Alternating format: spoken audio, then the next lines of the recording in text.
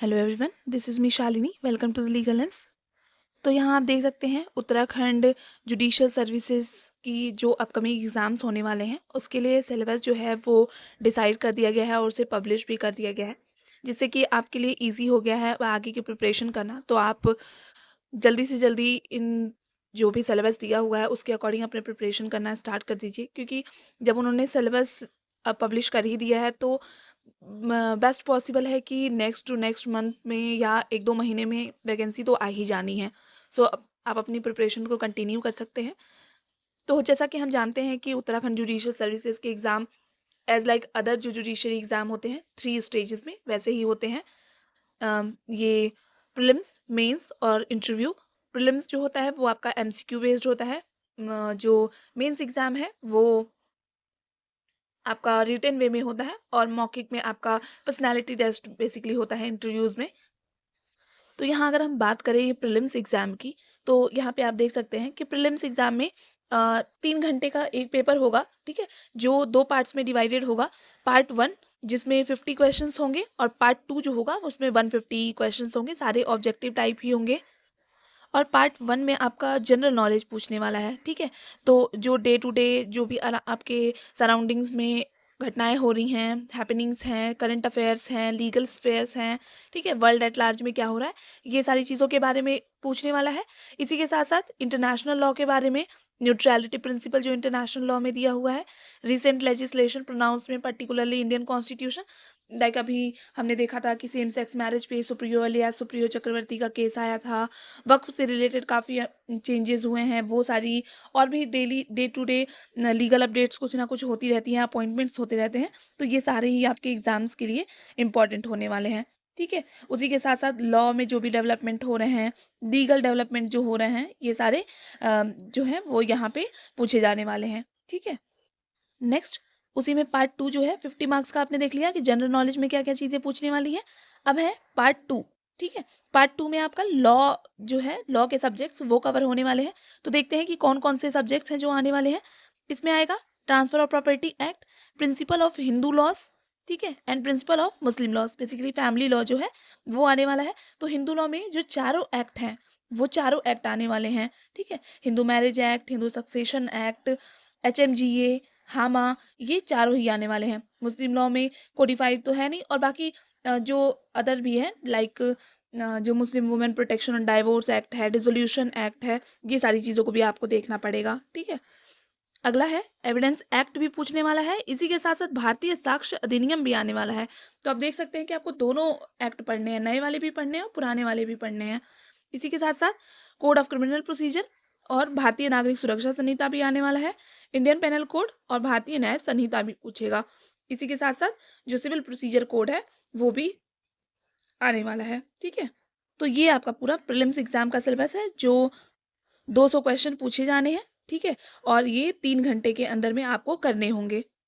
Cut off की बात करें तो कट ऑफ हमेशा थोड़ा हाई ही रहती है, तो आपको उसी अकॉर्डिंग प्रिपरेशन करनी है, क्योंकि डे टू डे कंपटीशन जो है वो भी हाई हो रहा है और यहाँ पे सीट्स भी बहुत लिमिटेड होती हैं, छोटा स्टेट है, तो इस वजह से आपको अपनी जो तैयारी है उसको काफ़ी अच्छा करना पड़ेगा। अब अगर हम बात करें मेंस एग्जामिनेशन की, ठीक है? तो प्री के जैसा ही सिलेबस है मेंस एग्जामिनेशन का भी। यहाँ पे प्रेजेंट डे में क्या घटनाएँ हो रही हैं, ये सारी चीज़ों के बारे में 150 मार्क्स के पूछे जाएँगे, मतलब current affairs, GK, legal GK, ये सारी चीज़ों के बारे में 150 मार्क्स का पहला पेपर होने वाला है। नेक्स्ट आएगा आपका लैंग्वेज पेपर जो 100 मार्क्स का होने वाला है। फिर आता है सब्सटैंटिव लॉ का पेपर, ठीक है? अभी हम देखेंगे सब्सटैंटिव लॉ में आपके कौन-कौन से सब्जेक्ट आते हैं, वो 200 मार्क्स का होने वाला है। पेपर 2 जो है वो एविडेंस और प्रोसीजर का होने वाला है, ये भी 200 मार्क्स का होगा। फिर उसके बाद नेक्स्ट आएगा लॉ पेपर 3, ये रेवेन्यू एंड क्रिमिनल वाला, जिसमें आपका सीपीसी हुआ, सॉरी आईपीसी हुआ, वो आने वाला है। नेक्स्ट आएगा for basic knowledge of computer operation practical, तो कंप्यूटर बेस्ड भी एक एग्जाम होता है 100 मार्क्स का। उसके बाद आपका 100 मार्क्स का जो इंटरव्यू है वो होगा। अब देखते हैं कि मेंस एग्जाम में जो सब मतलब सिलेबस सब्जेक्ट दिए हैं उनके सिलेबस क्या हैं, क्या क्या टॉपिक्स पूछने वाला है। तो प्रेजेंट टाइम में अगर हम देखें तो knowledge of reaction of what is happening in India, ठीक है, करंट अफेयर्स, वर्ल्ड में क्या हो रहा है एट प्रेजेंट डे, ये लीगल स्फेयर्स में क्या घटनाएं हो रही हैं, ठीक है, ये सारी चीज़ें। उसी के साथ साथ आपका जूरिस्प्रूडेंस से क्वेश्चन पूछने वाले हैं, इंटरनेशनल लॉ से, न्यूट्रलिटी, रीसेंट लेजिस्लेशन अगर कोई आया है, ठीक है, particularly Indian constitutional law and development specially on the legal aspect so on but will not be confirm to them. मतलब ये सारे टॉपिक्स पूछे हैं, कोई जरूरी नहीं है कि स्पेशली यही पूछे जाएंगे, बट इन्हीं सारी चीज़ों के रिलेटेड यहाँ पे क्वेश्चन पूछे जाएंगे, ठीक है। अगला है लैंग्वेज पेपर। तो लैंग्वेज पेपर में यहाँ पे देखते हैं क्या क्या चीज़ें पूछी जाने वाली हैं।